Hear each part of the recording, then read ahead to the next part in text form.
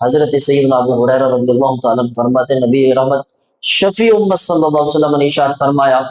صحیح بخاری کی حدیث مبارک ہے کتاب الطب کے اندر،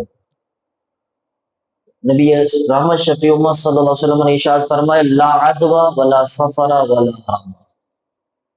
نہ بیماری کا خود بخود ایک دوسرے سے لگ جانا ہے، کہتے ہیں جی اس کو بیماری لگی تو اس کی وجہ سے اس کو بھی لگ گئی،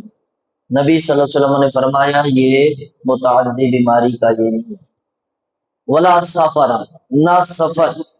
یہ نوسط کا جو عقیدہ ہے فرمایا یہ درست نہیں ہے، ولا حامہ،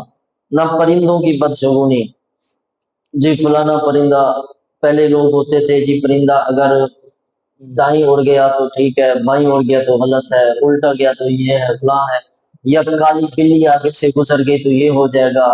پتہ نہیں عجیب و غریب، یا اکیلے کسی درخت سے بندہ گزر گیا تو اس کا معاملہ یہ ہو جائے گا،